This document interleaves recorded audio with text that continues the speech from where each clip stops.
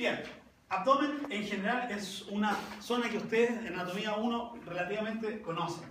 ¿Sí? Recordamos que el abdomen es más bien en realidad más que abdomen, es la cavidad abdominal, es el sector corporal abarcado entre el borde costal, ¿cierto? El borde costal inferior de las últimas 6 costillas, la columna lumbar y la fosa de la pelvis. Por lo tanto, todo esto es una gran cavidad llamada cavidad abdominal. En algunos libros le llaman cavidad abdominopélvica. La función de la cavidad abdominal que ustedes conocen hoy día es... ¿Para qué sirve la cavidad abdominal? Para contener las vísceras. Contener las vísceras, ¿qué más? Y ahí como que se nos acaban los argumentos, ¿cierto? Y bueno, voy a hablar de la vísceras, que está el hígado, el estómago, qué sé yo. Desde el punto de vista de la esplagnología, del estudio de las vísceras, eso es materia pasada del semestre anterior. Y me va a entregar una dirección. Profe, voy a apagar, es que no sé qué hacer. Pero no puedo sacar libro. Ah, ok. Ya. Bueno. Desde el punto de vista de la esplagnología, las vísceras cumplen la función del aparato digestivo. Pero como este ramo de anatomía funcional, nosotros vamos a darle una connotación desde el punto de vista mecánico, desde el punto de vista biomecánico.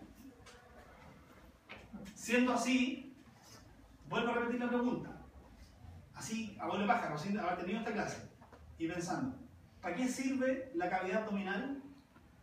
Para sostener la columna también, para la flexión. Por ejemplo, para sostener la columna. ¿Qué pasa si no tengo pared abdominal? ¿Qué pasa si viviríamos si no tuviéramos músculos abdominales? Hay una enfermedad congénita donde la musculatura abdominal no se desarrolla. Es una membrana que contiene la víscera y nada más. ¿Esa persona es capaz de ponerse en pie de estación y caminar? No. ¿Qué pasa si yo me voy hacia atrás con mi columna, hacia la extensión? Ayuda a disminuir la presión. Maravillosa respuesta. ¿Y por qué? Ahí se acaba. La cavidad abdominal como un todo ayuda a disminuir la presión sobre los discos intervertebrales. Es una respuesta brillante, pero sin argumento. Pero brillante respuesta. ¿Por qué? Porque pensamos en que esta cavidad, que es como si fuera una gran cápsula que va desde el piso de la pelvis hasta el diafragma. De hecho, el diafragma es el límite entre la cavidad torácica abdominal y el diafragma pélvico por abajo. Es una cavidad con un continuo que está recubierta por peritoneo. Y esto está vacío y tiene una presión negativa o positiva. Si yo relajo la guata, ¿para dónde sale la presión? ¿La guata para adelante o para atrás? Afuera. Afuera, lamentablemente. Pone parado, así la guata. La presión abdominal es positiva, pero si yo contraigo los músculos abdominales, la cavidad y las vísceras se transforman en un colchón que afirma por anterior a la columna lumbar, le da un respaldo. Es muy sintomático que las personas que tienen sobrepeso o que están en sedentarismo generen lumbago. ¿Por qué? Porque el peso empuja las vísceras, la musculatura abdominal cede o se fatiga de tanto a tratar de contener las vísceras y al fatigarse hace un vector de fuerza hacia anterior y en vez de contener las vísceras para que las vísceras empujen a la cavidad y al respirar comprimo la cavidad, ¿cierto? Con todas las vísceras y eso funciona como un colchón para la zona lumbar, ¿cierto? Y lo afirmo por delante, eso no ocurre y empiezan a haber hiperlordosis por la panza o más que por la panza, por la inactividad y eso genera lumbago. Porque genera hiperlordosis, genera sobrecarga mecánica de la zona lumbar. Entonces, una muy buena respuesta. La cavidad abdominal también tiene un rol mecánico y ese rol mecánico se relaciona con la contención de las vísceras, pero sobre todas las cosas con la generación de un patrón postural, la generación de la postura. La postura bípeda y la postura en general se logra gracias a que tengo una cavidad abdominal que contrarresta la fuerza de la musculatura del dorso. Los vectores de columna tienen un vector de fuerza que empuja al tronco hacia la extensión, mientras que eso se llama contracción de tipo concéntrica, es el que estoy sobre la gravedad. Si soy así, eso es concéntrico, ¿cierto? Pero cuando estoy en posición bípeda, estoy tranquilo, respiro, tomo aire, mi cavidad se va hacia anterior y por lo tanto todos mis músculos de posterior se contraen para poder ajustarme y luego los de adelante se contraen, los oblicuos se contraen y me mantienen en posición y generan lo que habíamos hablado la semana pasada, una contracción isométrica. No hay cambios en no hay grandes movimientos o movimientos visibles, pero sí hay contracción muscular de grupos antagonistas, co-contracción isométrica. Si no hubiese una pared muscular abdominal, que reaccionara a estos cambios de carga, simplemente ganaría, no habría contracción isométrica, entonces ganaría solamente la musculatura anterior. ¿Sí? Entonces tiene un rol mecánico importante. No voy a entrar en detalle respecto a las vísceras que están, eso imagino que ya lo recuerdan, ¿cierto? La división entre la zona umbilical, el epigastrio, el hipogastrio, los dos flancos, las dos fosas ilíacas y los dos hipocondrios. ¿Sí? Sí. Eso ya materia pasada. Entonces, vamos primero, como siempre, en la progresión y la lógica de este curso, partamos con el sustrato óseo. La cavidad abdominal, o el segmento corporal llamado abdomen, está dentro de una zona que tiene dos fosas, o dos puntos de contención. Uno superior, es donde está el diafragma, y uno inferior donde también hay un diafragma. Y estos músculos se insertan en dos grupos de huesos planos, ¿cierto? La caja torácica, que son puros huesos planos, y la pelvis, que son también huesos planos. Acá tengo, ¿cuántos huesos planos tengo acá? 24. ¿Cuántas costillas tengo a cada lado? 12. ¿Y el esternón no es plano? También. Tengo, ¿cierto? 25. Y acá en la pelvis vamos a aprender que tenemos 8 huesitos que están ahí haciendo la función protectora. Insisto, en esta parte no voy a entrar en mucho detalle porque lo conocemos y vamos a tener un capítulo completo de pelvis en el próximo bloque. Por lo tanto, seguiré avanzando. Lo que sí me interesa es que reconozcamos los límites. El reborde costal, o sea, el borde de las costillas da el límite para la cavidad torácica. Sin embargo, vamos a aprender que los músculos que movilizan a la zona del abdomen van más allá de este límite. Muchos de los músculos comienzan en las costillas y se proyectan hacia el centro. ¿Sí? Y además se insertan en esta estructura ósea llamada pelvis, que ustedes ya conocen de anatomía 1 o algo conocen. Y por lo tanto, tengo un grupo de músculos que uno podría tentarse y pensar que son solamente una pared muscular de contención de vísceras, pero como discutimos hace minutos, tienen una función mecánica potentísima, que es para la mantención de la postura, no solamente para la contención de vísceras. Y utilizan todos estos huesos para poder engancharse, ¿sí? Para poder afirmarse. Reconozcamos algunas estructuras. El reborde costal anterior está formado por la apófisis sifoide al centro, ¿cierto? ¿Recuerdan la apófisis sifoide? Manubrio esternón, cuerpo esternón, apófisis sifoide. Ahí comienza la zona abdominal, ¿sí? De las costillas para acá torácica y de las costillas para abajo abdominal. Y luego viene el reborde costal, que como podemos ver, en su mayoría, en la porción anterior, son cartílagos. Son los cartílagos. ¿De qué costillas? De la sexta, perdón, de las últimas 6, porque empezamos en las 7. El cartílago que está allá arriba, el último cartílago, que era una de las preguntas de la prueba, ¿cuál es el último cartílago del esternón?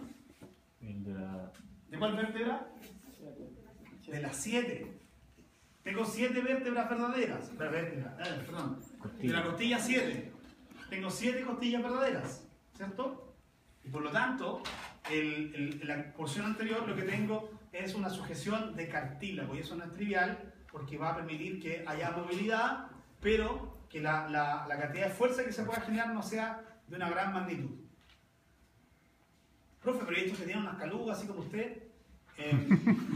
Bueno, somos alguna excepción. No, antes. Ahí hay una tracción sobre los cartílagos, pero insisto, la porción anterior de la cavidad, del segmento corporal llamado abdomen, en la porción superior, es solo cartílago, salvo la apófisis sifoide, que es hueso. El resto es el reborde de los cartílagos de los últimos 6 costillas. Hasta acá. En la porción posterior, tengo como punto ancla para la musculatura abdominal, además de los rebordes de las costillas que tienen cartílago, tengo las últimas 2 costillas flotantes, a cada lado. Por lo tanto, insisto, la musculatura que constituye a esta cavidad está enganchada de donde puede. ¿Y de dónde puede? De las costillas, de la columna lumbar y del reborde de la pelvis. Del reborde de la pelvis. La pelvis es este hueso, este recipiente óseo que está constituido por 2 grandes huesos, que son los huesos coxales, ¿cierto? Derecho e izquierdo, unidos por posterior por el sacro y unidos por anterior por una articulación de tipo cartilaginosa secundaria, que es la sínfisis del pubis. este hueso que está acá está dividido en tres partes: ilion, pubis y isquion. Y la porción que está mayormente relacionada con la cavidad abdominal y los músculos abdominales es el ilion, mayormente, y sobre todo en este borde del ilion que es rugoso y que lo llamaremos la cresta ilíaca. La síntesis pública es como los discos vertebrales. Casi. ¿En qué se diferencia? Que no tienen el núcleo pulposo. Eso. Son fibras de anillos concéntricos, pero no tienen núcleo pulposo. Buena pregunta. Y la musculatura abdominal entonces se inserta también en todo el reborde costal, y ustedes cuando vayan al práctico van a tocar la pelvis y van a ver que tiene un borde rugoso. Y eso, cuando tiene un borde rugoso, lo llamo Inserción de músculo. sí, pero como lo llamamos inserción de músculo, que es cuando un borde rugoso, cresta. Y tengo una gran cresta de este hueso que se llama ilio, entonces esa cresta se llama cresta ilíaca. Por la cresta. Cresta ilíaca. Y la musculatura abdominal, ¿de dónde se puede agarrar? Pues de la cresta ilíaca, porque de la cresta ilíaca hacia caudal comienza la zona de la musculatura glútea. Por lo tanto, no tiene nada que ver con la cavidad, con el abdomen, necesariamente.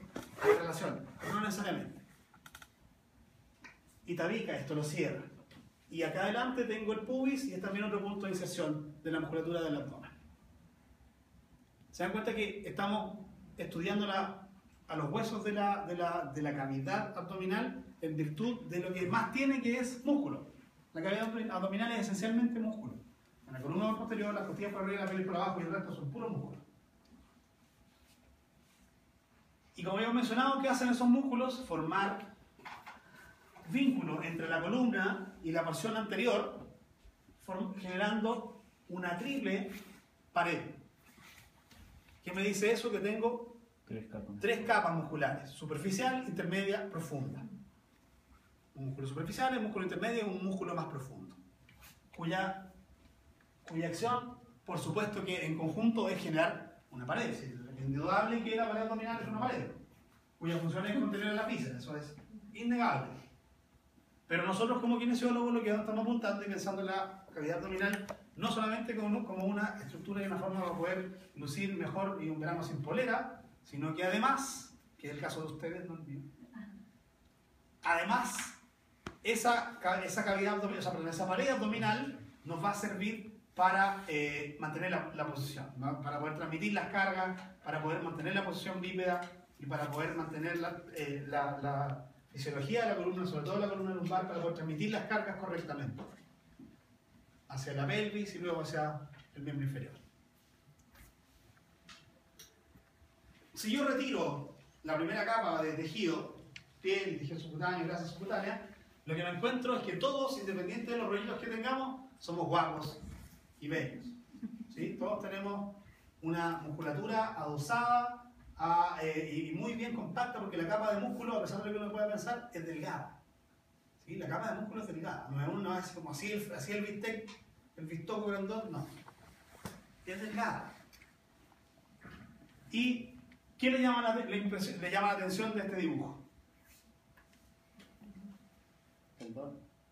Que pareciera que hay tendón, ¿cierto? Porque está ahí algo en blanco, ¿cierto? Que tiene, bueno, que al otro lado bajo la piel hay grasa, pero eso es bastante normal. Pero al lado izquierdo de ustedes, ¿qué vemos? Fibras musculares, ¿cierto? Un músculo que, como ya sabemos, es una pared, es un músculo plano. Son músculos planos, las paredes musculares abdominales son músculos planos, pero que llegan a un cierto punto, más o menos a nivel de la línea medio clavicular, donde ese músculo deja de ser músculo y se transforma en tendón. ¿Sí? En tendón. Y por definición, cuando un tendón es un tendón, uno dice un tendón, muéstrame un tendón del cuerpo. Entonces uno dice, aquí hay como un tendón, aquí, ¿cierto? Son tendones, ¿cierto? Son las varillas como de silicona que tienen los músculos para engancharse a los huesos, por decirlo de una forma muy horrorosa y burda. Un tendón es un tejido especializado de tejido conectivo formado por gran cantidad de colágeno, que está distribuido de forma longitudinal al eje del músculo. Son como varillas de colágeno en paquetitos muy ordenados, cuya función es transmitir la carga a lo largo del músculo. ¿Sí? Pero en el caso de los músculos planos, como son los músculos abdominales, ese tendón si bien cumple la función mecánica de insertarse en un hueso o de insertarse en algún lado para poder traccionar, es un tendón plano. Y los tendones planos se llaman aponeurosis. Los tendones planos son aponeurosis. Entonces, lo que ustedes ven en blanco es aponeurosis. Profesor, ¿el músculo recto del abdomen sería plano o sería estriado? Porque va desde esta parte hasta... Buena pregunta. Primero, veo que hay confusión respecto al término. Los músculos, el tejido muscular está dividido en tres grandes familias. El músculo liso, que primero es involuntario, segundo relaciona con las vísceras, y tercero, cuando yo lo miro al microscopio, veo una banda homogénea y longitudinal. No hay ningún tipo de estructura visible bajo el microscopio. Luego tengo el músculo estriado. Y los músculos estriados son los que yo miro al microscopio y veo la banda y que la banda tiene estría. Veo la fibra muscular que tiene bandas. Cuando esas bandas son en zigzag, ese músculo es estriado, pero cardíaco. Cuando esas bandas, esas estrías son rectas, ese músculo es estriado, pero es esquelético. Y es voluntario. El único músculo que está conectado con la corteza cerebral. Y por lo tanto, es un músculo que genera el movimiento voluntario. ¿Sí? Entonces, todos estos son músculos estriados esqueléticos. La diferencia está en que el músculo es plano y el recto del abdomen también es plano. Pero profe, ¿cómo se tiene como estas calucas? Lo que pasa es que tiene inserciones tendinosas, que también son aponeurosis. Tiene aponeurosis acá, aponeurosis acá, aponeurosis acá y listo. Y la inserción. ¿Para qué? Porque si yo tuviera un puro músculo que fuera el porte de la apófisis sifoide al pubis, que es la extensión del músculo recto del abdomen, si fuera un puro músculo, imagínense la contracción muscular que tendría que hacer y la cantidad de fibras que tendrían que cortarse para poder generar un movimiento que sería como para adelante.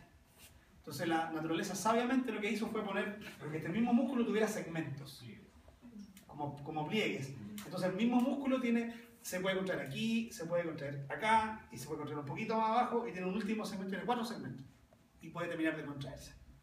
Y puede contraer solo lo de arriba o solo lo de abajo. Y no contraer el músculo completo, porque es muy grande lo contraerlo de una, mucha energía. Entonces, hasta en esos detalles se fijó el diseñador inteligente. ¿Sí? Hacer ajustes en esa zona que, como es un músculo recto, que a pesar de que es plano, es un músculo recto, tiene que hacerle la collera a la columna lumbar y en parte torácica. Entonces, si fuera una pura banda contra pequeños segmentos corporales que son las vértebras, sería una lucha y una contienda desigual, pero aquí no lo es. Entonces, como tengo acá músculos que primero vemos que tienen una disposición en el primer plano, en el plano superficial, tienen en las porciones laterales, ¿cierto? Veo músculos oblicuos, que la masa carnosa, ¿cierto?, de la porción muscular es oblicua y a nivel de la línea medio clavicular comienza su inserción y se transforma en tendón. Siempre el músculo viene músculo, termina todas las capas de las fibras musculares y se organizan en un tendón, y el tendón es el que se inserta en el hueso. Y cuando se contrae el músculo, el tendón no se contrae, no, el colágeno no reacciona, no se contrae. Entonces se contrae el músculo y tiene una cuerda, y con la cuerda la tiene, y esa cuerda es el tendón. La cuerda es la que está agarrada al hueso y es la que tracciona. Y en este caso, esa gran pared plana es aponeurosis, que está al centro. Pregunta: ¿dónde se está insertando esa aponeurosis? Sí, abuelo pájaro, como deduciendo. Pectoral mayor. Ya, ok, no, porque aquí ya no hay pectoral mayor.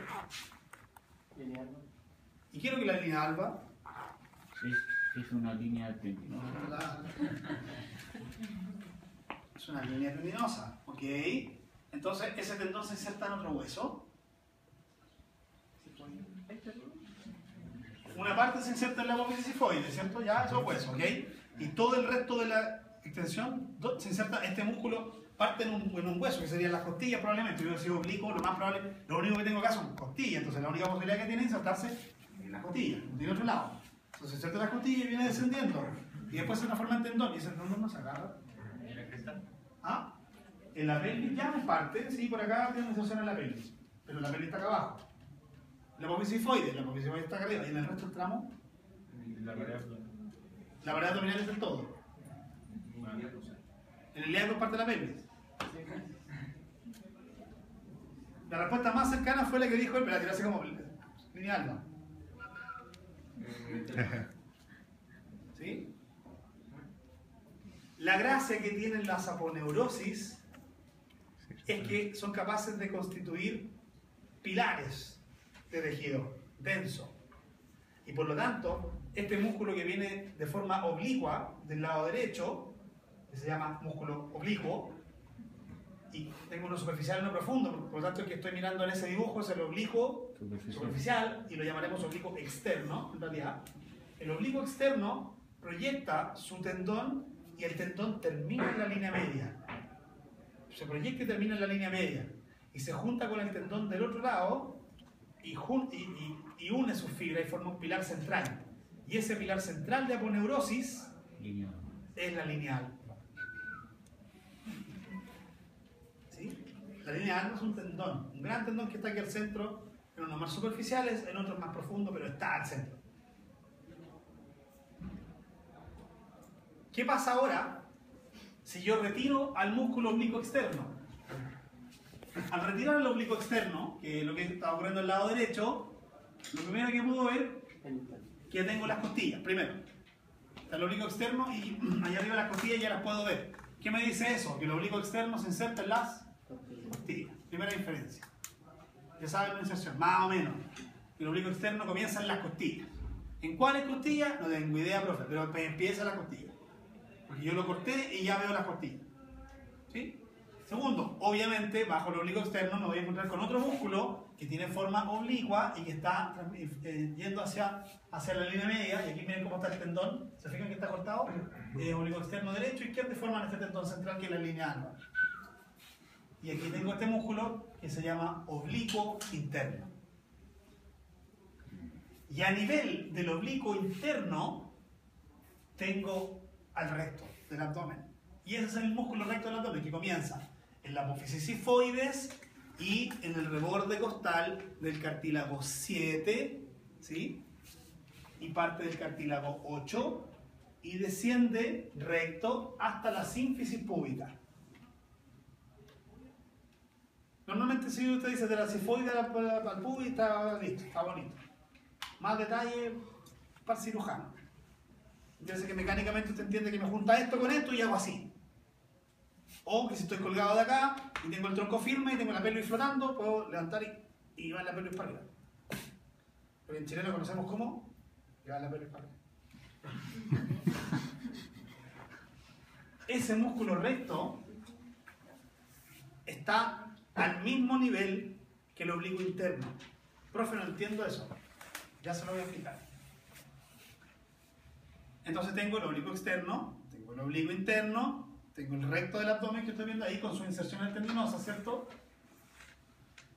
Que hace que tenga 4 porciones musculares. 1, 2, 3, 4. ¿Sí?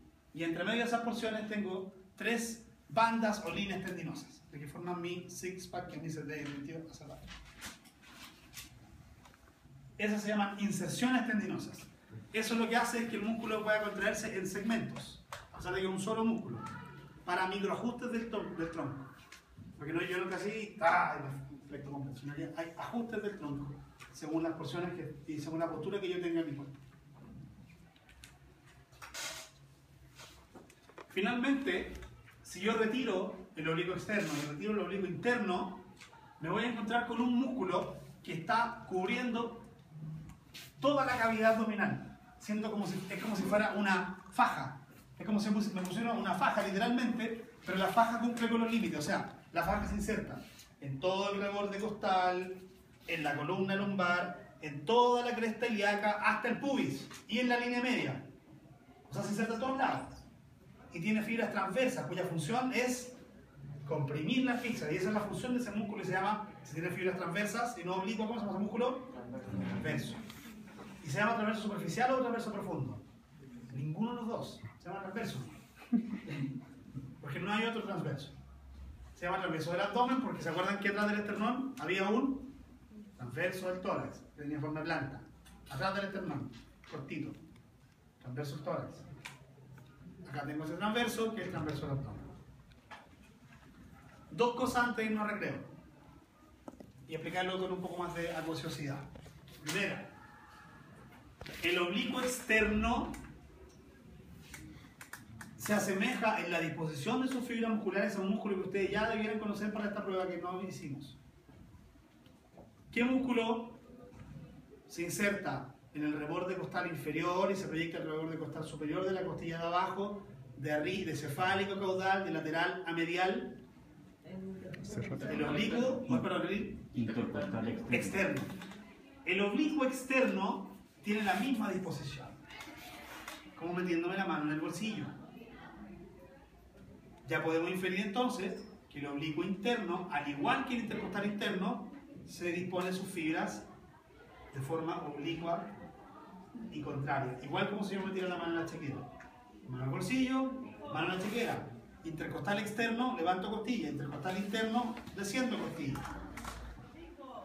Oblicuo externo, oblicuo interno. Bajo los dos oblicuos tengo esta faja que se llama el músculo transverso, que es un músculo que completa toda la cavidad abdominal entera, la cavidad abdominal entera. Y su función, como tienen las bandas transversas, las bandas van así, ¿qué hace? Es como si yo agarrara atrás y hiciera y apretara la guata. Eso es el músculo el transverso del abdomen. Oblicuo externo, oblicuo interno, transverso. Y en la línea media, a ambos lados, ¿cierto? Con una línea alba al medio y la inserción tendinosa, es el músculo de la apófisis sifoide al pubis, músculo recto abdominal, con sus 3 inserciones tendinosas y sus 4 porciones a cada lado. Profesor, Dígame. entonces de superficial a profundo está el oblicuo externo, después el transverso y después el No, oblicuo no interno. lo expliqué bien. Oblicuo externo, oblicuo interno y en la profundidad de todos el transverso. A lo mejor ese dibujo no ayuda. Sí, porque Ahí está, oblicuo externo, oblicuo interno y transverso, en el tercer plano. hasta en el tercer plano lo Claro. Oblicuo externo tapa todo. Después, oblicuo interno al mismo nivel que el recto. Y el transverso que va cubriendo todo.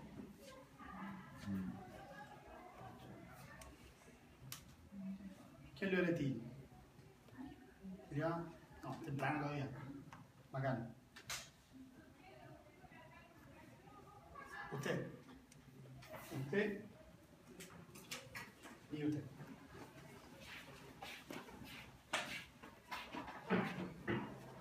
Una cosa que tiene que darle bien clara, y es bien importante. Él es el músculo recto del abdomen, ¿sí? Para permitir y ayudar a que este recto del abdomen no guatee, ¿cierto? Porque tiene la presión abdominal y la víscera empujando, ¿cierto? Y para que esto no falle, tiene las 3 inserciones tendinosas para poder fascicular a este músculo grande, ¿ok? Primera cosa. Segundo, resulta que tengo el oblicuo externo, ¿cierto? Que viene así, de forma oblicua. Y al llegar a la línea media, este músculo se transforma en tendón. Y ese tendón aplanado se llama aponeurosis. Lo que hace la aponeurosis es venir y cubrirlo, acá se lo digo, acá, acá, acá, y aquí habría otro recto, y viene el oblicuo externo por acá, y se juntan las manitos aquí, y esta unión plana es la línea alba. ¿Sí? Y este tabique de aponeurosis, ¿cierto? Es la contención anterior del recto, para apoyarlo. ¿Ok? Primer plano, oblicuos externos. Segundo plano, usted y usted, Cintia. Estamos nosotros acá cubriendo.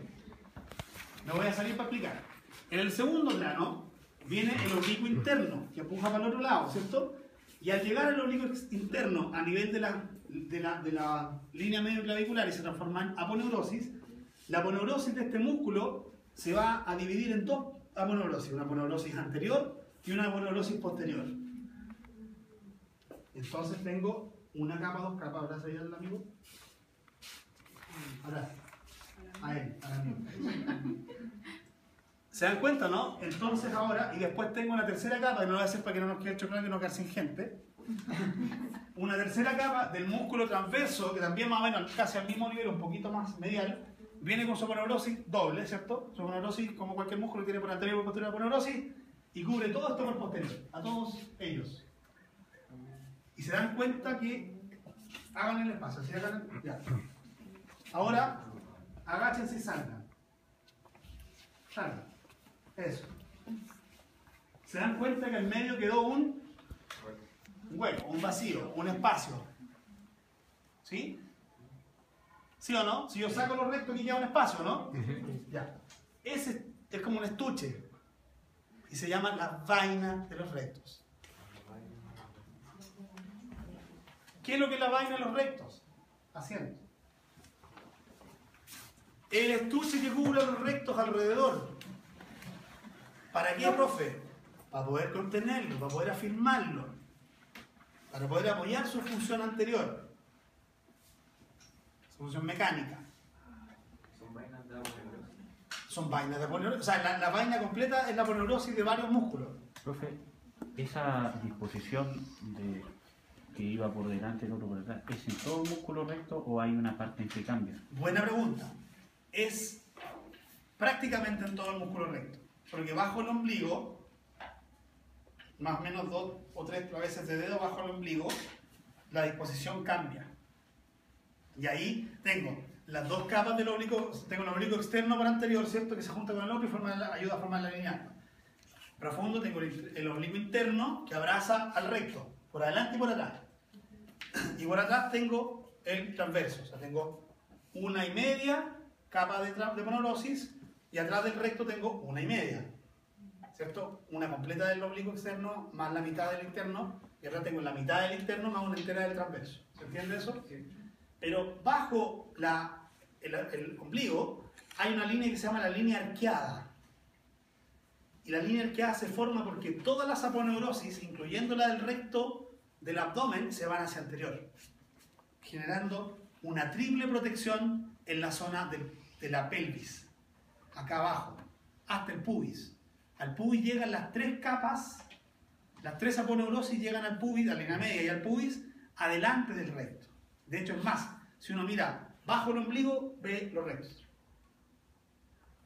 Arriba del ombligo veo el tendón del oblicuo del transverso. Si es que yo saco la pared abdominal, miro, aquí está el ombligo anterior, eso, en lo profundo, yo veo el ombligo, sobre el ombligo veo un tabique de aponeurosis del transverso.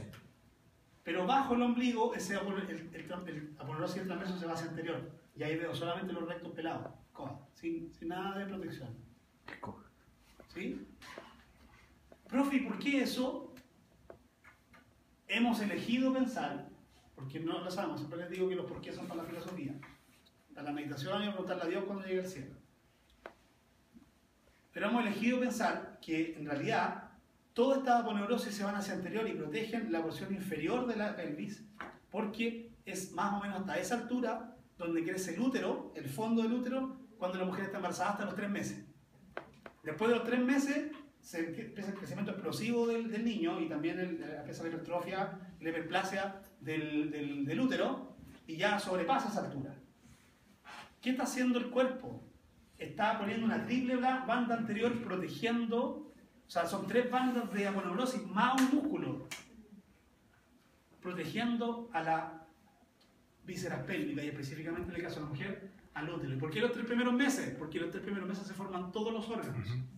Después del 3er mes, puro crecimiento, empiezan a crecer. Algunos terminan de madurar, que se algunas funciones del cerebro se terminan de conectar, pero en general, los 3 primeros meses es donde tengo un desarrollo de todos los órganos desde 2 células. Es un proceso muy complejo que responde a estímulos mecánicos, por ejemplo. Y por lo tanto, tengo que tener esta protección. Sobre el ombligo tengo la aponeurosis del oblicuo externo y la mitad del oblicuo interno por delante del estuche, ¿cierto? Por delante del recto, como si fuera una ropa. Es como si fuera la chaleca que es gruesa y la camisa que es más delgada. Y esos cubren por delante a mí. Y la otra parte de la camisa es por posterior y tengo otro chaleco que me cubre por posterior que es el transverso. Y eso forma este estuche y ese estuche se llama la vaina de los rectos. Y la unión de la aponeurosis del lado derecho con el lado izquierdo al centro se llama la línea A. ¿Se entendió? O sea, en ninguna parte. No vale así. Y ahí está esquematizado nuevamente. arriba a su izquierda, oblicuo externo con su aponeurosis por delante del recto. Abajo, el oblicuo interno con su aponeurosis que está a nivel cubriendo al recto recto. por anterior Y por anterior y por posterior. Y por profundo atrás del recto, la aponeurosis del transverso. Borges, la nota que quiere hoy día. Si no quiere estar aquí, váyase. Ok. Demasiado movimiento me desconcentra. Otro dibujo, lo mismo. Oblicuo externo, que comienza en las costillas, desde la sexta costilla, ¿sí? Hasta la 12ª, y así se proyectan desde acá como un abanico hacia el centro, formando la protección anterior de aponeurosis en la línea alba. Luego tengo el oblicuo interno, que comienza en la cresta ilíaca y se proyecta desde abajo hacia las costillas, hacia arriba, de esta forma, hacia arriba, el oblicuo interno. Y en la profundidad aquí tengo el estuche vacío, que es la vaina de los rectos, que llega hasta ahí, abajo del ombligo, porque ahí todas las vainas se van hacia adelante. Todas las vainas, toda la aponeurosis se van hacia anterior, cubren por delante el abdomen bajo, ¿cierto? La zona hipogástrica, la zona del pubis. Y el clásico dibujo en Nether para que podamos comprender algunas cosas más. Y ahí están las coberturas. Si ustedes toman un cadáver y lo cortan, encuentran exactamente lo mismo. Ustedes cortan la línea del medio, cortan las aponeurosis a nivel de la línea medio clavicular y tienes una membrana que la puedes sacar, que es la protección, que es el estuche, que es la vaina de los rectos.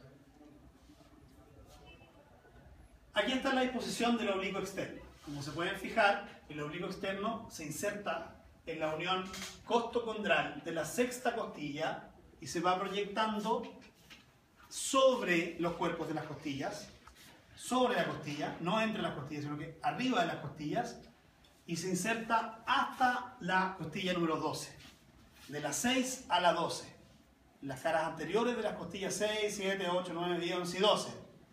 Un gran abanico muscular que protege por lateral, con su masa muscular, por lateral protege a la cavidad abdominal.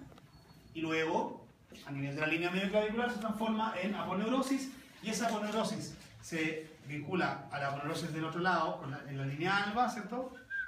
Y llega a nivel de la pelvis, a donde comienza la cresta ilíaca, que es la espina ilíaca, tiene la espina ilíaca, y está arriba y adelante, espina ilíaca anterosuperior, ahí está, y se inserta en la espina ilíaca anterosuperior, y luego ese tendón se inserta en el pubis y deja un espacio. Ese espacio es muy importante, porque por ahí va no una arteria, sino que la arteria,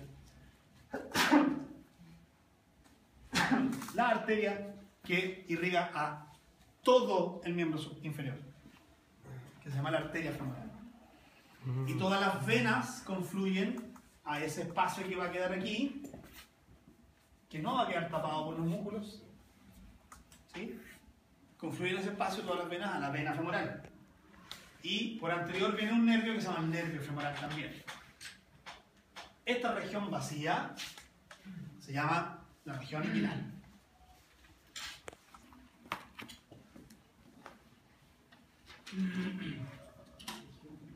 Inguinal.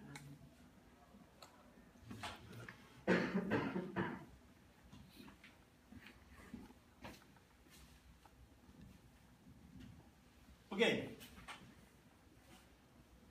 Entonces, en estricto rigor, inserciones del oblicuo externo, caras anteriores de los cuerpos de las costillas, de las 6 a la 12. Cresta, o sea, espina ilíaca anterosuperior y espina del pubis, por delante con el mismo pubis, línea alba, apófisis sifoides. Se inserta toda esta porción anterior.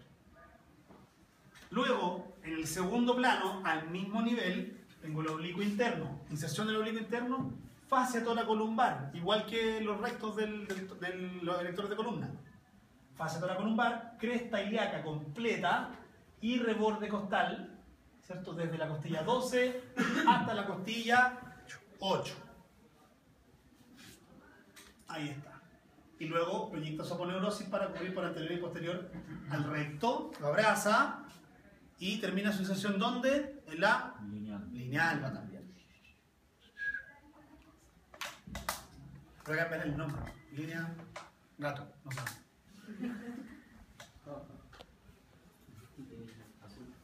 Y al mismo nivel, insisto, está el recto del abdomen, que se inserta en la apófisis sifoides, en el cartílago de la costilla 6 y de la costilla 7, desciende hasta la sínfisis del pubis y tiene esas 3 inserciones tendinosas, que son esas banditas que dan origen a 4 segmentos de ese recto, 4 cada lado, 4 cada lado. En realidad hablamos de los rectos, derecho e izquierdo. Por lo tanto son 6 bandas, 8 segmentos musculares. Y si yo retiro todos estos músculos en el tercer plano, en el más profundo, me encuentro con el transverso. Y el transverso se inserta en todos lados. En la columna lumbar y la fascia toracolumbar, en la cresta ilíaca completa, en el pubis, en la línea alba y en todo el reborde costal hasta la apófisis sifoide. O sea, cubre toda la cavidad abdominal. Menos, o sea, la cavidad abdominal me refiero a la pared anterior y lateral, ¿cierto? Menos la región inguinal. ¿Quién está cubriendo, quién está cerrando este sistema por cefálico, ahí arriba, en el reborde de la costilla? El diafragma. El diafragma. Y acá abajo, ¿quién está cerrando? El diafragma. Pélvico, pero el diafragma. Mire una cosa interesante. Creo que con esto sí ya nos podemos ir a recreo. ¿Sí? Cuando usted respira, recordamos que uno respira, ¿cierto? Los escalenos sostienen las 2 primeras costillas, desde la columna cervical, los intercostales externos levantan todas las costillas en que el esternón se vaya hacia arriba y adelante, aumentando el diámetro antero-posterior, ¿cierto? Pero esencialmente el diafragma en respiración tranquila desciende un poco y aumenta el diámetro céfalo-caudal de la cavidad torácica. ¿Sí? Pero llegaba un momento, ¿se acuerdan? Que el diafragma descendía y descansaba sobre las vísceras, y ahora no era el tendón que se movía, sino que eran las porciones musculares, ¿cierto? Y que traccionaban a las costillas inferiores y las abrían. ¿Eso ocurre cuando? Inspiración forzada. En inspiración profunda o en inspiración forzada, ¿cierto? No más que forzada, porque forzada tampoco, en inspiración profunda. En capacidad máxima. ¿Ok? Y se abren las costillas. Desciende el diafragma. Aumenta el diámetro perilateral por las costillas inferiores, aumenta el cefalocaudal por el diafragma y el antero-posterior por el ascenso del esternón. Y así meto mucho aire. Cuando usted respira y el diafragma desciende, usted automáticamente aumenta la presión intraabdominal.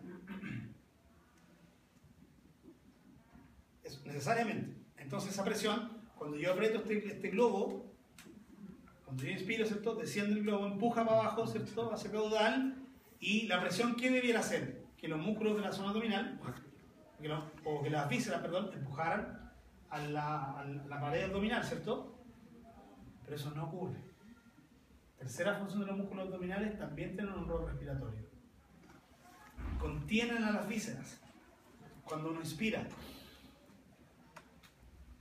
Trata de hacer abdominales contando. 1, 2, 3, 5 y muere.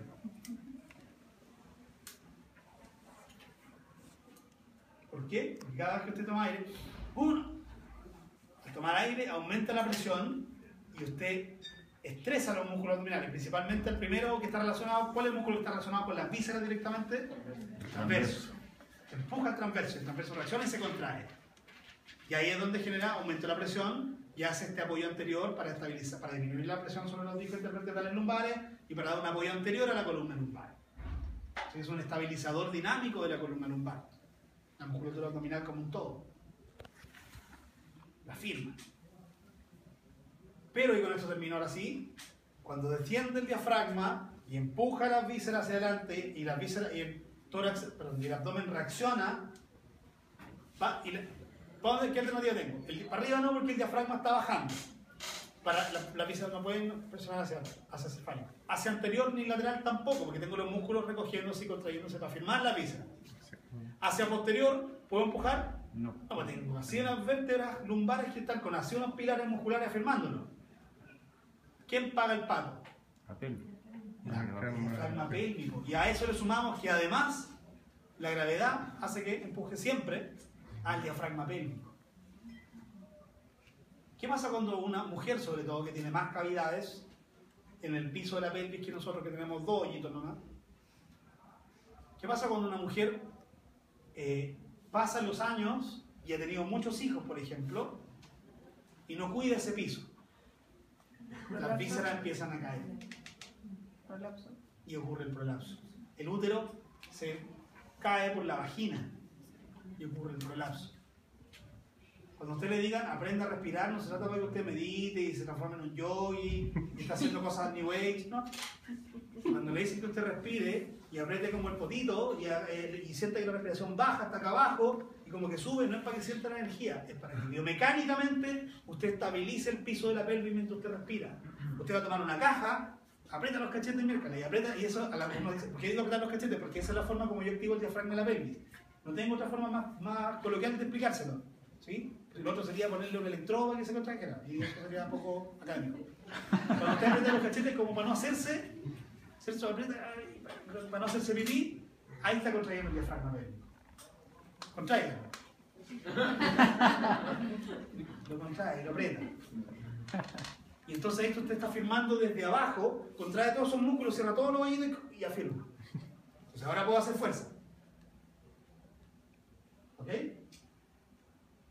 Entonces cuando yo respiro correctamente, el estrés que bajo, el estrés que desciende se siente abajo. Y hay que hacerlo reaccionar y manejar esa energía. Con el piso, con el diafragma abdominal, pero también con el diafragma pélvico. Hagamos conciencia del diafragma pélvico. Hombres y mujeres. El hombre que controla el diafragma pélvico is God.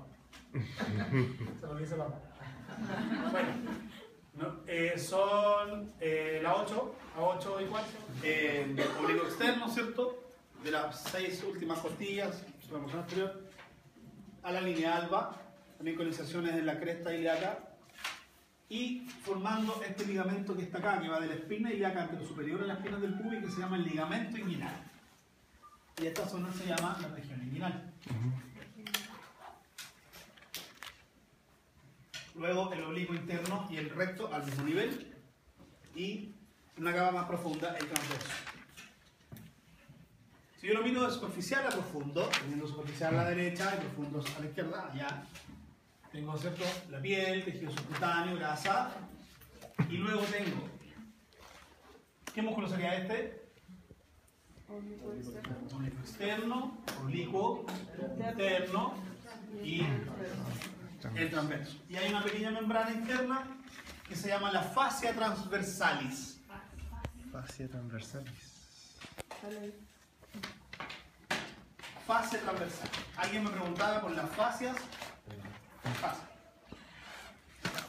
Siempre entre músculos va a haber fascia. Una fascia es una capa delgada de tejido conectivo laxo que permite que haya un roce entre, que se separan los grupos musculares. Las fascias separan, son envoltorios de músculo, pero no es aponeurosis. Es una capa delgada que separa un músculo de otro, que permite un movimiento independiente, para que el roce no produzca daño. Piel, una aponeurosis superficial, 1, 2, 3 planos. Oblicuo externo, interno, transverso. Fascia transversal y peritoneo. Y aquí está exactamente lo que habíamos enseñado con los compañeros. Este es un corte horizontal en la cavidad abdominal y tengo nuevamente grasa, o sea, piel, tejido subcutáneo, grasa, oblicuo externo, interno, transverso, y ahí tengo la fascia, la aponeurosis del oblicuo externo que va por anterior al recto y se junta en la línea, acá en la línea media, a ambos lados. El oblicuo interno viene su aponeurosis, se bifurca y cubre por anterior y por posterior y se inserta aquí también en la línea en medio, y viene el transverso y cubre por posterior y se inserta en la línea alta, formando el estuche, y ese estuche se llama la vaina de los rectos. ¿Por qué se llama vaina? ¿Qué es lo que es una vaina? Porque es una nave, un problema, como que vaina. Una envoltura. Vaina, un copete. Una envoltura. Tiki-taka. Los militares de la Una sala. funda, ¿no? ¿Qué es una vaina? La vaina de la espada, no es una La funda. vaina de la espada. Es un estuche largo, es una vaina, un estuche largo y duro. Es una vaina. Cuando se saca la espada, Se desenvaina. Se desenvaina la espada. ¿Sí? Y eso es la vaina de los rectos. Un estuche. Esto está, si yo les pregunto y le pongo este dibujo en la prueba, ¿esto está sobre el ombligo o bajo el ombligo? Sobre. Sobre el ombligo. Pero bajo el ombligo, las tres aponeurosis cubren por anterior y por atrás. Solamente tengo esta que se llamaba, como vimos en el dibujo anterior, las fases transversales. Estaba ahí, ¿cierto? Las fases intermedias y las fases transversales. Las fases que separan los grupos musculares, obligo interno, interno, transverso.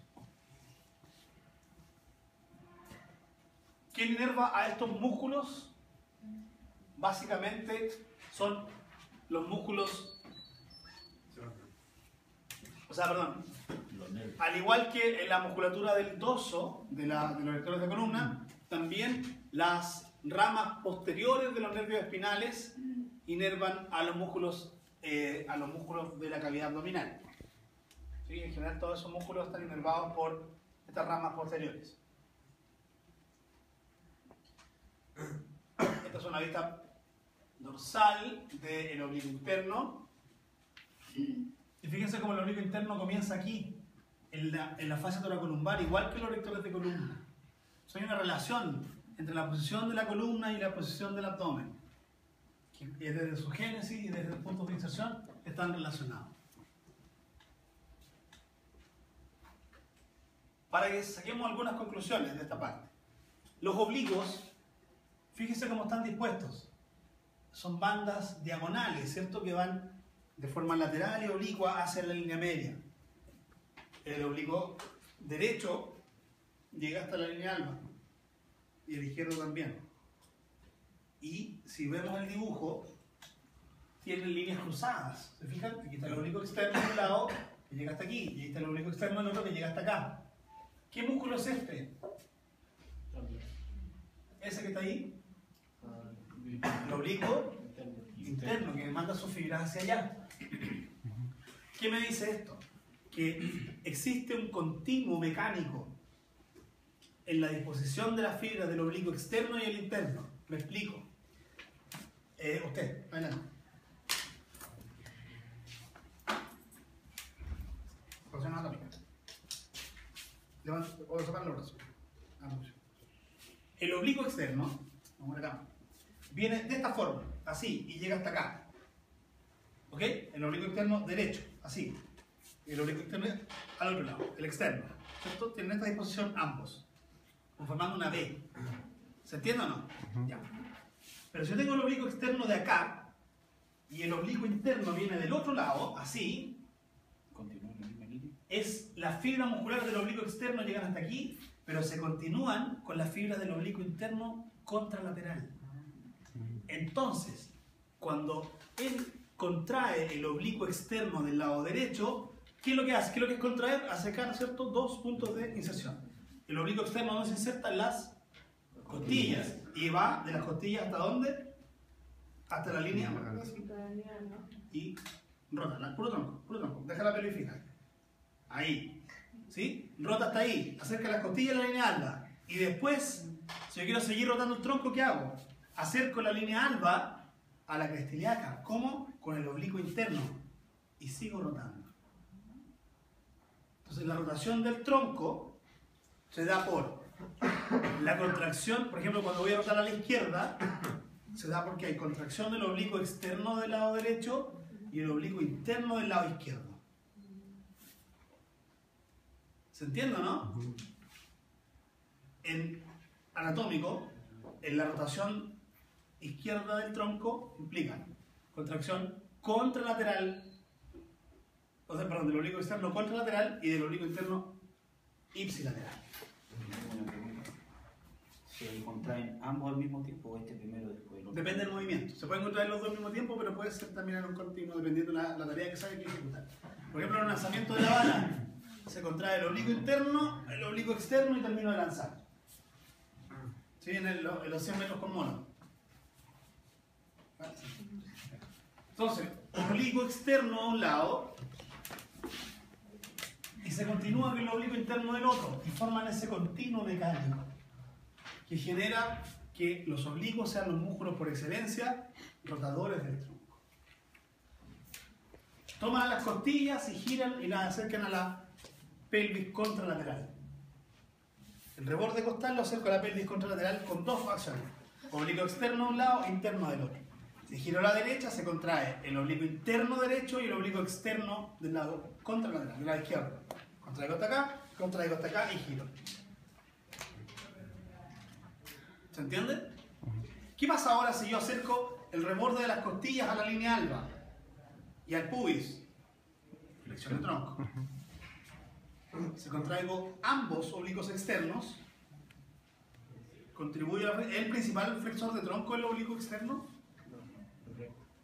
No, el recto sí. Obviamente contra la gravedad. Si yo estoy acostado y hago esto, los oblicuos se contraen. Pero ¿cómo trabajo los oblicuos? Haciendo movimientos oblicuos. Tengo el tronco colgado, ¿cierto? Y acerco esta parte del cuerpo, ¿cierto? La caja torácica derecha a la pelvis izquierda. Y ahí estoy contrayendo, trabajar la flexión, trabajo el recto del abdomen, pero también los oblicuos internos y externos están siendo generando un papel sinérgico. ¿Sí? El agonista de la flexión del tronco es el recto del abdomen. Y los sinergistas, los que lo apoyan, los que ayudan, contribuyen, son los oblicuos, internos y externos. Ahora, Al hacer un movimiento para trabajar el músculo oblicuo, ¿no sufre el disco lateral? buena pregunta. Esto está diseñado de forma muy inteligente y la rotación se genera a nivel de lumbares altas y del tórax. Sufre cuando obligas a una rotación de las lumbares bajas. Las dos, la rotación L4, L5 y L5 con el sacro, los grados de rotación que tienen una sobre la otra es cero. Cero. No hay rotación. Pero si tú fuerzas la rotación, de forma patológica puede generar torsión en las vértebras lumbares, puede generar lo más bajo un dolor lumbar y lo más grave incluso una fractura. O sea, sería con un movimiento de alta energía. Entonces, esto está diseñado de forma inteligente, ¿sí? Mueve el tórax y hace rotación del tronco acá arriba, ¿sí? Con este patrón que estoy mencionando. Oblicuo externo, del lado derecho, se contrae y rota el lado contralateral hasta la línea alba. Y después sigue el movimiento del oblicuo interno del otro lado. Y termino el movimiento y roto el tronco. Ya estamos en condiciones de analizar un movimiento de rotación del tronco completa. ¿Quién rota? Los oblicuos. ¿Quién flecta? El recto más los oblicuos. ¿Quién extiende? Los rectores de columna. Vemos un par de músculos más, son los que ayudan a inclinar, y ya vemos todos los movimientos del tronco. Otro mono más. Ahí está el recto, ahí está el oblicuo externo, ¿cierto? De las costillas, las últimas 7, las últimas 6. Ahí está el oblicuo interno, el transverso, el oblicuo externo. Y todos siempre dejan aquí en esta que se llama la espina ilíaca anterosuperior. ¿Por qué se llama espina ilíaca anterosuperior? Porque anterior está superior. Claro, entonces tengo, ¿cuántas espinas tengo? Si tengo una anterosuperior, tengo 4. 4. ¿Cuáles? Claro. ¿Qué espinas tengo entonces? Tú dices 4. Póstero. Posterior inferior. Muy bien. Y en este caso, los músculos abdominales todos de alguna forma se relacionan con la espina ilíaca anterosuperior y forman este ligamento que va de la espina ilíaca anterosuperior a la espina del pubis, que vamos a ir a palpar ahí al práctico, y ese es el ligamento inguinal, y esa es la región inguinal. Para concluir con la musculatura, nos falta ver la pared posterior. En la pared posterior esencialmente me encuentro con los músculos de la pelvis, ¿cierto? Que son los músculos ilíacos, que recubren la fosa ilíaca. ¿Qué es lo que hice aquí? Corté todos los músculos de la pelvis. Perdón, todos los músculos abdominales. Y estoy viendo arriba el diafragma abdominal. Aquí extirpé el diafragma pélvico, no está. ¿Sí? No hay un diafragma pélvico, está vacío. ¿Y qué estoy viendo entonces? Allá arriba, el diafragma. Aquí en la pelvis, cubriendo el hueso ilíaco, un músculo que se llama ilíaco, que va en toda la fosa ilíaca y se inserta en el trocánter menor del fémur. Pero en la porción posterior del abdomen tengo dos músculos importantes. Y con esto ya deberíamos estar más o menos claros con lo que nos falta. El primero de ellos es este músculo que está acá. Miren, ese músculo, que se llama psoas. Como la psicología, el psoas. El psoas es un músculo fasciculado, muy robusto, responsable por cada uno de nosotros, porque es un músculo que se relaciona con los movimientos de la pelvis y con la flexión de la cadera. Si no entendió la talla, mantenga su pureza interna, su animalito interno ahí guardadito, pajarito, no lo moleste, no le dé luto. Si ya lo tiene pervertido, ríese. Ese músculo, muy bien, ternura. Ese músculo, que es el psoas, es un músculo robusto, ¿sí? Que es como un filete, es como, no estoy seguro si ese es el filete, pero parece que ese es el filete. El corte de vaca que llama filete, parece que ese es el psoas. El psoas se inserta en los cuerpos vertebrales, de T12 y L1, L2, L3 y L4. Hasta ahí, hasta L4. Y luego discurre por la pelvis, se une al músculo ilíaco y forma el músculo psoas ilíaco. Y se inserta en el fémur. Entonces se inserta en el fémur y pasa por delante. Si se inserta en el fémur y pasa por delante, ¿qué hace con la cadera? Evidentemente flex. Pasa por delante de la cadera, es un flexor de cadera. Y es el principal flexor de cadera. Y comienza en la columna lumbar. Profe, dicen que el músculo que más tiene desarrollado es el músculo. ¿Cómo? Dicen que el músculo que más tiene desarrollado es el músculo.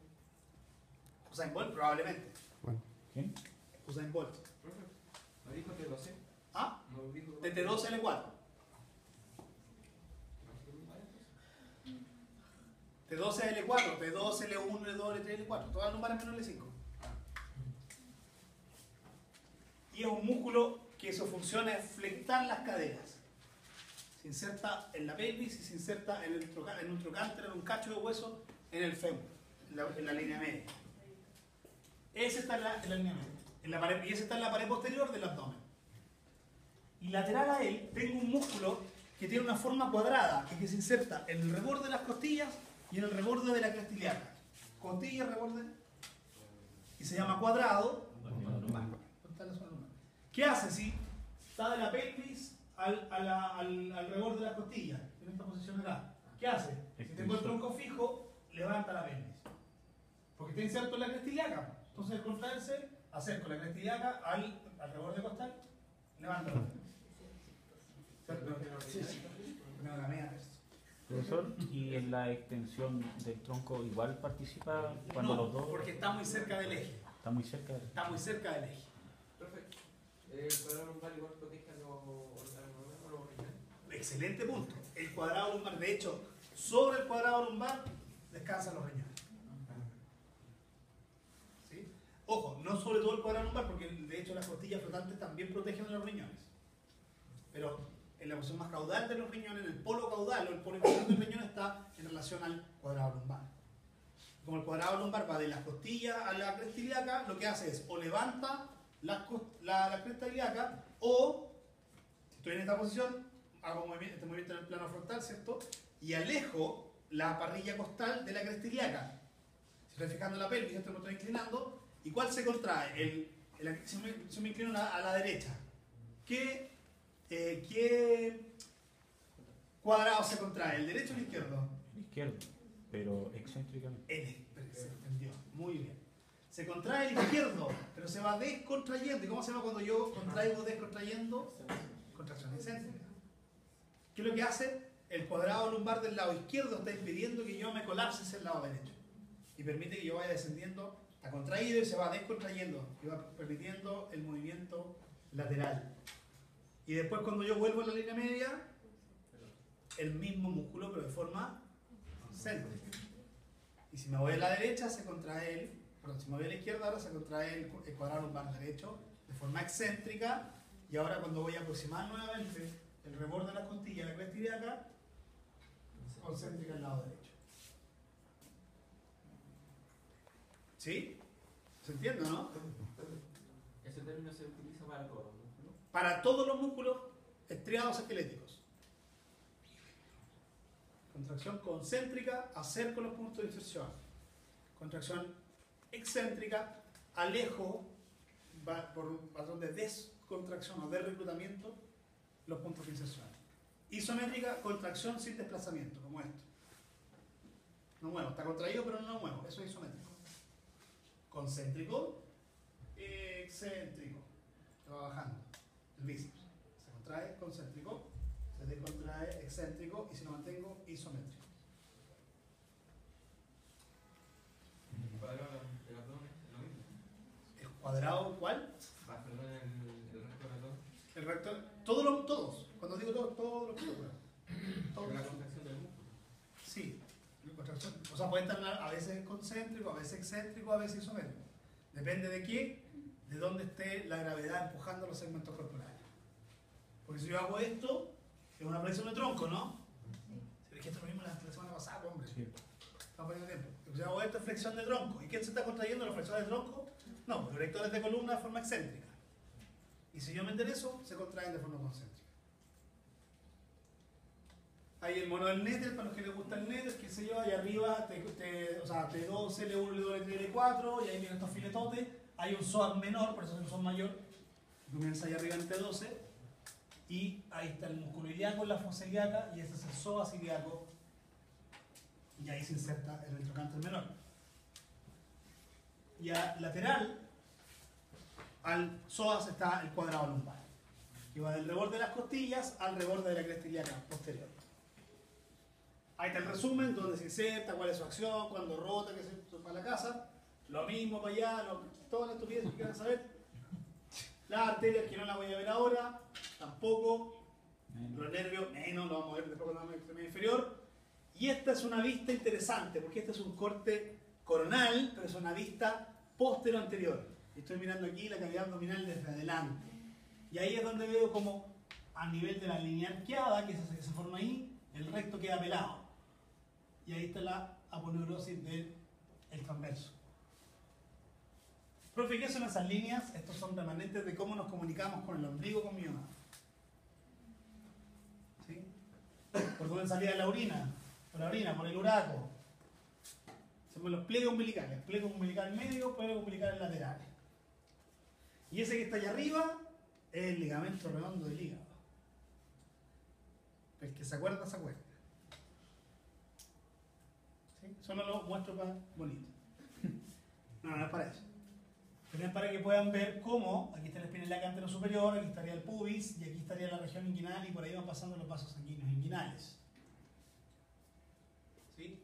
Aquí están los nervios, que en general son los nervios cutáneos, en la cara anterior los laterales, en la cara posterior los posteriores, desde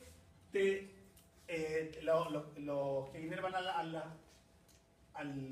los oblicuos externos, los nervios cutáneos laterales desde T2 hasta T11. Profe, ¿por qué desde T2? Porque vienen de este nivel y vienen descendiendo de forma oblicua. O sea, los nervios que inervan acá la sexta costilla son los nervios que vienen desde la zona torácica 2. El nervio torácico 2 inerva, del 2 al 11 inervan todos los músculos de la pared lateral, al oblicuo interno y al oblicuo externo. Y ahí está, que sé yo, la discusión que tiene. Y vamos con la última parte, que es un poco complicada. Miren acá, por favor. Reconozcamos estructura. Tengo la primera capa, ¿cierto? Que es el oblicuo externo y su aponeurosis, que está ahí. Esa que la cortamos y la doblamos. Eso blanco que está aquí es la aponeurosis del oblicuo externo. Luego tengo el oblicuo interno. Y luego tengo el transverso. ¿Ok? Todos ellos se insertan en la espina ilíaca anterosuperior y en la espina del pubis, que está más o menos acá, y forman el ligamento inguinal. Ahí está el ligamento inguinal. Lo interesante es que el oblicuo interno y el transverso dejan un espacio que está cubierto por fascias transversales, pero que es un espacio que comunica el interior de la cavidad abdominal con el exterior de la cavidad abdominal. Aquí.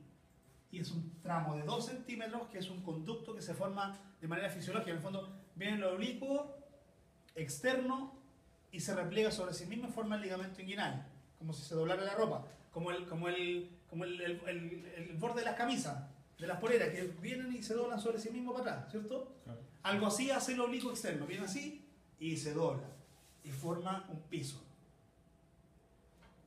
¿Sí? y el oblicuo interno y el transverso no cierran perfecto, sino que ahí dejan un hoyito. Se insertan en ese ligamento y lo saltan y dejan un hoyito. Y ese hoyito es el trayecto inguinal. Y por ese trayecto inguinal es un conducto que me comunica el interior de la cavidad abdominal con el exterior. Es un tubo que se forma por toda esta aponeurosis, se forma un tubo. Y ese tubo tiene una entrada y una salida, como cualquier tubo. ¿Sí? Un tubo que me comunica el exterior con el interior. Ahí está el anillo inguinal, como lo pueden imaginar. Ahí arriba está la espina del ligamento superior, ahí está el ligamento inguinal, aquí está el tubérculo o la espina del pubis, y ahí está, más o menos a este nivel, al medio, un tramo cortito que se llama trayecto inguinal. Que insisto, es un cono confort, imagínate un cono confort. Va a llegar a la casa, agarra un cono confort y te va a pintar. Ah, esta parte de abajo es el oblicuo externo, esta parte de adelante también, la parte de atrás, esto es oblicuo interno y esto de acá es... Y ahí va a formar su propio trayecto inguinal.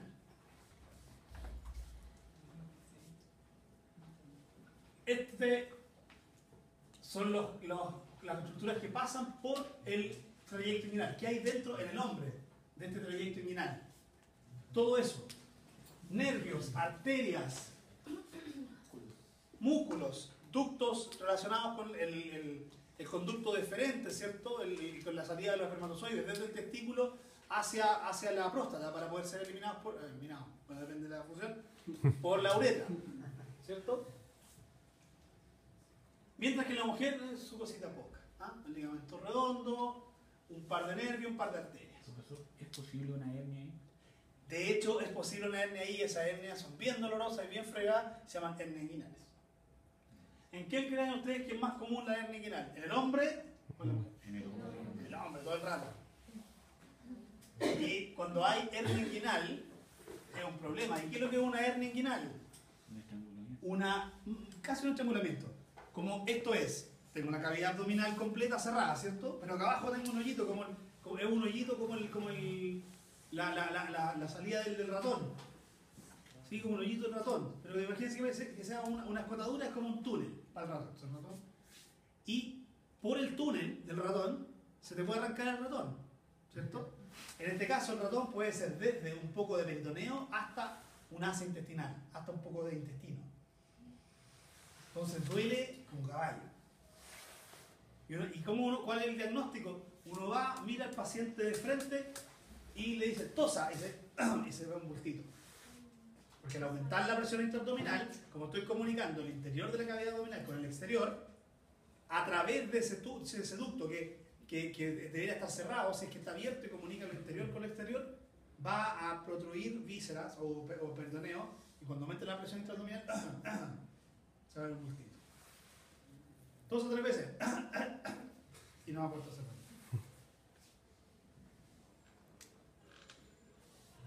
Y todas esas estructuras pasan por dentro de ese trayecto inguinal. Que está ahí, miren. Entonces viene el oblicuo externo, se inserta en la espina del ligamento superior, en el tubérculo de la espina del pubis, pero se repliega sobre sí mismo. Entonces el oblicuo externo va a ser la pared anterior del tubo y el piso. La anterior y el piso. Que viene descendiendo y se repliega hacia el posterior. Entonces la pared anterior y el piso, ¿quién lo constituye? El oblicuo externo. ¿Qué parte del oblicuo externo? Su aponeurosis. ¿Y quién constituye el anillo de entrada? El oblicuo externo también. La entrada o en este caso, la salida, ¿cierto? La salida de la cavidad abdominal de este proyecto también la forma la aponeurosis del oblicuo externo. Fíjense una cosa interesante. Acuérdense que aquí tengo el hueso, ¿cierto? Y aquí tengo el ligamento inguinal y aquí queda un espacio que lo llamamos la región inguinal, ¿cierto? Sí, lo mismo en todos los monos de inserción. Ahí. Región inguinal, región inguinal, región inguinal. Siempre esa parte queda libre. ¿Cierto? En esa región lo que me encuentro es, primero, el músculo ilíaco, el psoas, ¿cierto? Que van pasando por ahí. Pero además, el paquete vasculonervioso que lleva toda la irrigación y el drenaje venoso para el miembro inferior, más el nervio femoral. Vena, arteria, nervio. Van a la cresta. Vena, arteria, nervio hacia la cresta ilíaca. De medial a lateral. Vena, arteria, nervio, cresta ilíaca. Van a la cresta. Vena, arteria, nervio. Van a la cresta. Vena femoral. Vena, arteria, nervio. Está al revés esta cuestión. No, es que. Acá está el nervio. Ahí está el Vena, nervio. arteria, nervio, sí. Y ahí está el anillo. Y esta es la misma las capas de la primera capa, ¿cierto? La pared anterior del trayecto más el piso. Luego saco esto y me encuentro con el cordón, que en el caso del hombre también tiene músculo, ¿cierto? Que el testículo por fuera tiene músculo. Todos saben que el frío hay una elevación estructural ahí, ¿no? ¿Sí o no? Y después hace calor y hay un descenso. Y eso es contracción muscular. Y ese músculo que se está contrayendo es el oblicuo interno. Oblicuo interno. Solamente que el oblicuo interno, en este caso, en su vida embrionaria, descendió y fue arrastrado. Porque, mira, ¿cuál es la gracia de todo este juego? Los testículos se desarrollan a nivel del riñón, acá en la zona lumbar. Pero el riñón se queda en su lugar y el testículo desciende por la pared abdominal y va yendo hacia anterior y sale desde la cavidad abdominal hacia la bolsa escrotal por el trayecto inguinal. Cuando los guaguitos dicen, uy, no tiene testículos, se le queda arriba, se le queda aquí enganchado. O en sus defectos, en el peor de los casos, se queda dentro de la cavidad abdominal y hay que entrar a cirugía, qué sé yo. Pero por aquí va pasando el testículo. Y como el testículo tiene que ir del interior al exterior, va a tener que arrastrar la pared abdominal. Y al arrastrar, en el desarrollo del embrión, al arrastrar la pared abdominal empuja a un músculo que es el oblicuo interno y se lo lleva y lo extiende y se rodea de oblicuo interno. Y ese músculo en el testículo se llama crémaster. ¿Cómo? Crémaster. El oblicuo interno del testículo se llama crémaster. El testículo tenía 7 capas, ya no, eso materia pasada se me ha hecho pasado. Pero tenía el recubrimiento. Esto en la bolsa escrotal tiene una capa muscular y oblicuo interno. ¿Por qué? Porque el testículo salió del interior al exterior y arrastró oblicuo interno. Y ese músculo se contrae. Lo interesante es que si se trata de contraerlo, no puede. Pero si se pone en temperatura, sí puede. Se hace termosensible. ¿Y por qué se hace termosensible? Porque la vida del espermatozoide depende de la temperatura. Tiene una temperatura promedio que hay que mantener. Muy caliente se muere, muy frío se muere. No se muere, pero se muere todo. Y ahí está. Entonces, el piso de esto es el oblicuo externo. La entrada de esto es el oblicuo externo. La pared anterior es el oblicuo externo. Pero el techo de este trayecto es el oblicuo interno. El contenido es el oblicuo interno. Y el oblicuo interno y el transverso forman el anillo de entrada. Y ahí está la entrada del trayecto inguinal. Entrada, salida.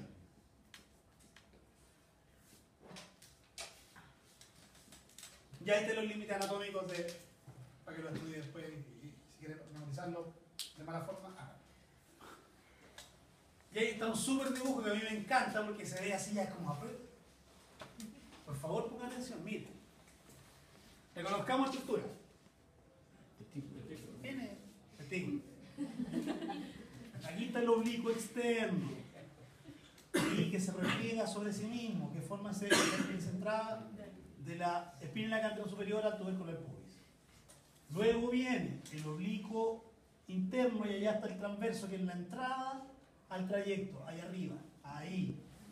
Y por ahí viene y aquí está la salida.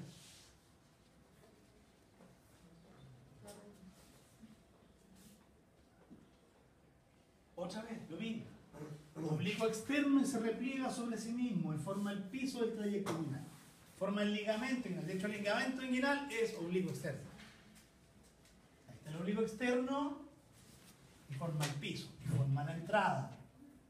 Y el techo, el oblicuo interno. Y la entrada, el transverso. Allá está la entrada del anillo inguinal. Esa entrada del trayecto inguinal se llama anillo inguinal profundo y la salida se llama anillo inguinal superficial. Una un anillo inguinal superficial, anillo inguinal profundo. Un tubito de entrada para que entren y salgan cosas de la cavidad abdominal.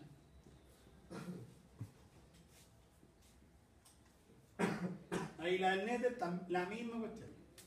Anillo inguinal externo, anillo inguinal interno, la capa del oblicuo externo que se replega, forma el piso. Cuando yo aprendí esto, tuve que aprendérmelo con los nombres de los compadres que lo descubrieron. Ligamento de pupal, ligamento de no sé quién, que todavía se usan en las actas quirúrgicas. Y ahí hay una hernia intestinal que va por el anillo inguinal interno, se va por el trayecto inguinal y que sale por aquí, en la zona inguinal. Comprimiendo vasos sanguíneos, y duele una bestialidad. Y eso solamente hay que solucionarlo con Cirugía, no hay otra forma. Qué terrible. El prolapso masculino. Y resulta que hay en la capa, en la fase transversal, en la profundidad de la fase transversal, hay una membrana que se llama la capa, la túnica vaginal. El testículo tiene una túnica que se llama túnica vaginal. Cuando la túnica vaginal no se desarrolla correctamente en el hombre, mayor probabilidad tiene de generar hernia inguinal. Le falta una capa, entonces, ante el aumento de presión, por ahí se la arranca la víscera.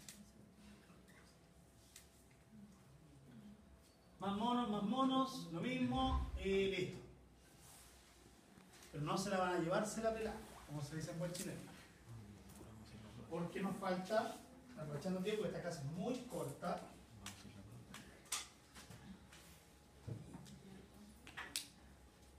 Ahora, en la pelvis. La pelvis es un recipiente óseo. Igual que la ensaladera que usted se hace la lechuga para que quede bonito, para que después en el verano no salga sin poner, igual tiene una ponchera en el verano, no importa. Ese recipiente es la pelvis. Es una ensaladera compuesta por huesos planos, cuya función es proteger órganos que están dentro de esa cavidad que se llama cavidad pélvica. ¿Sí? Recordamos que el diafragma abdominal, la musculatura abdominal, la pelvis y el diafragma pélvico formaban un continuo llamado cavidad abdominal o abdominopélvica, ¿cierto?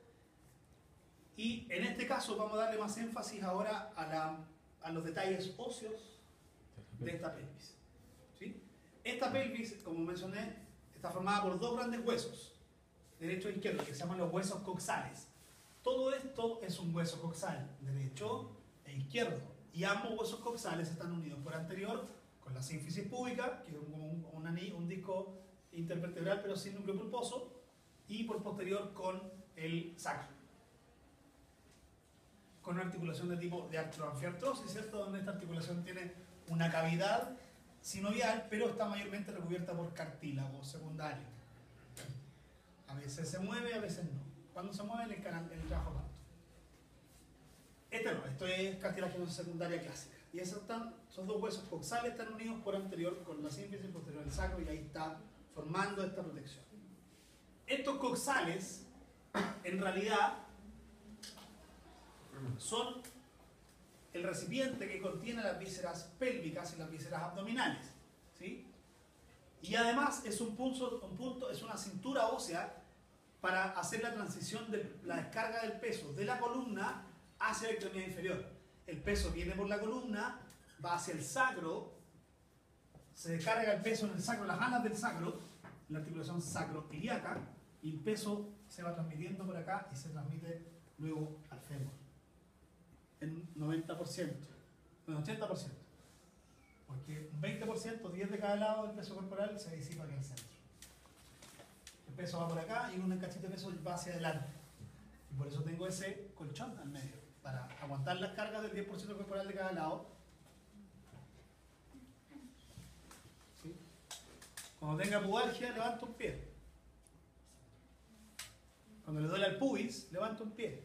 Hace que todo el peso corporal pase por acá y le saca la carga a esta zona. Un rato.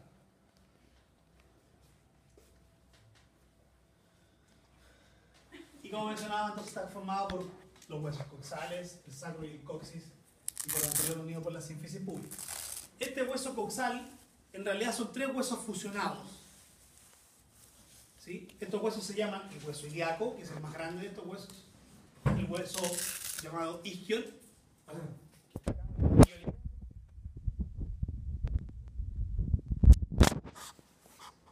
Ilion, isquion y pubis igual, ilion más isquion más pubis igual hueso ilíaco. Están pegados, están fusionados. De hecho, uno se mira una pelvis y no logra diferenciar dónde empieza uno y dónde empieza el otro. No es que estén articulados como en el caso del cráneo, sino que son tres primordios óseos que se van fusionando y forman un solo hueso cuando eres adulto. A diferencia del cráneo, que son varios huesos que se articulan por tejido fibroso. ¿Sí? Ilion, isquion, pubis.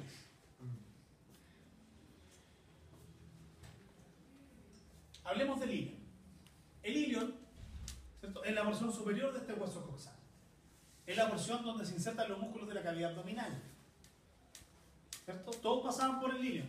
El oblicuo externo pasaba, y hasta donde llegaba en el ilion, hasta la espina ilíaca, antero superior. El interno también, el transverso también. ¿Sí? Y ese hueso ilíaco tiene forma de pala. Imagínense una pala, pero al revés. ¿Sí? La pala tiene una parte que es cóncava y una parte posterior que es convexa. Y acá es lo mismo. Por anterior es cóncavo para contener las vísceras. Y por posterior es convexo y ahí se insertan los músculos glúteos. La parte anterior afirma la víscera y tiene un músculo que le hace colchón que se llama músculo ilíaco. Y por posterior tiene a los glúteos. Este hueso ilíaco. Aquí estoy viendo la vista glútea. Otra cosa interesante es que tiene esta forma de pala, de abanico, ¿cierto? Que la porción superior tiene un borde rugoso. Ese borde rugoso se llama cresta ilíaca. ¿Y por qué es rugoso? Se inserta todos los músculos que mencionamos. ¿Sí? Muy rugoso. Muchas inserciones musculares. Además, este hueso ilíaco presenta 4 espinas, como habíamos mencionado. La espina ilíaca anterosuperior y anteroinferior, la posterosuperior y la posteroinferior. O sea, el hueso ilíaco tiene una fosa ilíaca anterior, una fosa ilíaca posterior, 1, 2, 3, 4 espinas y converge el hueso ilíaco en una porción que se llama, en esta cavidad, que se llama el acetábulo. Y el acetábulo no es nada más que la escotadura donde se va a articular el fémur. Sí. El acetábulo. Los 3 huesos confluyen en el acetábulo, pubis, isquion y el ilion. La gracia es que el ilion forma el techo y es el que recibe más peso. Porque se mete el fémur ahí y cuando descansa el fémur empuja a esta ceja, a ese hueso, lo empuja y le forma este contorno. Eso se llama ceja cotiloidea. Y esa es la que no madura cuando los niños tienen displasia de cadera, displasia congénita. Este es el hueso que no se transforma en hueso y que es pura membrana. Y se produce la displasia. ¿Cómo se llama? Ceja cotiloidea.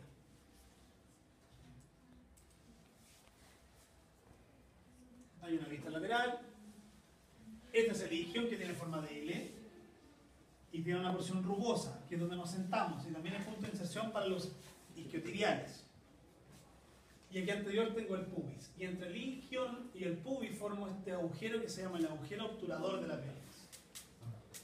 Ilion, isquion, pubis. El ilion tiene todas esas estructuras que son importantes, pues son puntos de inserción para músculos de la extremidad inferior. Tengo el isquion, que forma la porción posterior del acetábulo, y esta zona, este reborde que se llama la tuberosidad isquiática, que es donde se insertan los músculos isquiotibiales, y una porción anterior que es la porción del pubis. Isquion y pubis forman el agujero obturador. Gracias. ¿Obturador? Obturador. OBT. Si yo observo un corte sagital, ¿cierto? Puedo ver al isquion. Aquí está el pubis, ¿cierto? Y aquí empieza el isquion. Y el isquion tiene esta tuberosidad isquiática y tiene esta espina que se llama la espina ciática. ¿Sí? Y uno la puede palpar en los tactos vaginales cuando se va a medir cuando se cuantifica cuánto mide una pelvis, se hace un tacto vaginal y se empuja para el lado y se busca esa espina. Y más o menos hay unos diámetros oblicuos y uno puede calcular por la distancia que recorre para allá y para acá cuánto mide esto, cuánto mide el fondo y más o menos tiene unas dimensiones del tamaño de la pelvis. ¿Sí? O sea, lo hacen los matrones, las matronas, el ginecólogo. Y esa espina no solamente es importante por eso, sino que además Porque gracias a unos ligamentos que se unen de esta espina con el sacro, formo dos agujeros o escotaduras por donde pasa el nervio ciático y se llaman escotadura ciática mayor, y tengo una chiquitita que se llama escotadura ciática menor. Y esa espina, que es del isquion, se llama espina isquiática o espina ciática en algunos libros. Que por ahí pasa el ciático, el nervio ciático. ¿Todos conocen más o menos cuál es el nervio ciático, no? ¿Y cómo puedo reconocer el isquion? Están sentados todos, mueven la bomba para los lados. Sienten el huesito, ese es el isquion. ¿Sí? Uno lo sienten más que otro, otros no lo sienten, otros lo sienten demasiado.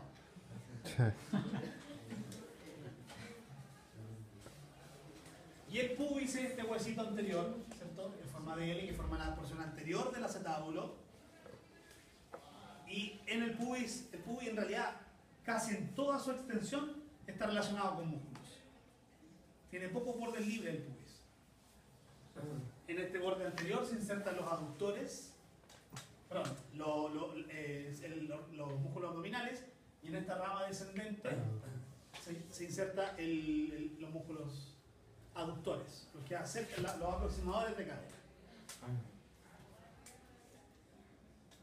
formando este anillo que se llama anillo pélvico. Ahí están algunas de las dimensiones de las pelvis. Hay diferencias entre la pelvis masculina y femenina. Esa es la femenina, más chata, más ancha, ¿cierto? Y con diámetros internos más grandes. Mientras que la pelvis masculina es más estrecha y más alta. ¿Sí? Así es como se ve una pelvis. Esos diámetros están calculados para poblaciones enormes y uno tiene más o menos un estimado de cuánto miden. Por ejemplo, ese de ahí acá mide 14, ese de ahí debería medir 12,5 y así sucesivamente. Como cuando estudié obstetricia tengo que aprenderme todos esos diámetros. Yo estudié obstetricia 3 años y me aburrí. No sabe demasiado bien.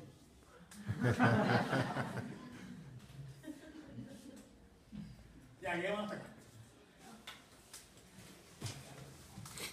Son las 9:05. Temprano todavía. 9:15 en el lado.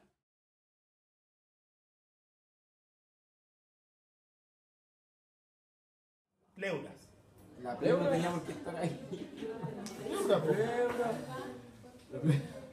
Ya, una van. El uno no tenía por qué estar ahí. ¿Cómo que no? No pusiste bien, te vas.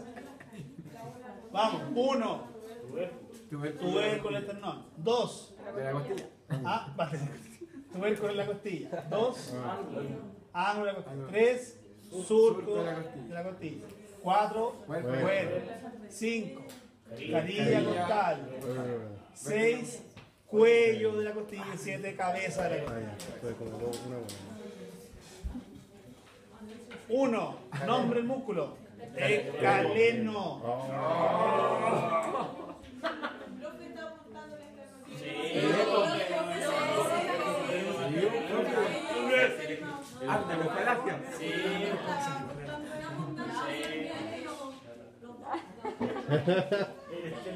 Profe Lula, profe Lula. A ver, Estaba preguntando por las. hoy día demasiadas regalías para el día de hoy. Es ¿No? que, profe, mira el tiempo que teníamos. Usted quería la inserción. ¿Qué planeta? Ay, Ya, silencio, para que avancemos. ¿Qué estáis buscando? El músculo es el escaleno y el esternocleidomastoideo. Pues si usted puso uno u otro está bien, porque hay confusión con la flecha. Pero para tener punto entero, si es inspiratorio, expiratorio, inspiratorio. Recordar que el escaleno es inspiratorio, pero el esternocleidomastoideo es inspiratorio forzado. ¿Sí? No participa todo el tiempo, solo cuando tengo algún apremio respiratorio o una demanda respiratoria más intensa. Ahí ocupo el esternocleidomastoideo. Volada asmática. Claro, el esternocleidomastoideo expiratorio forzado. Inspiratorio forzado.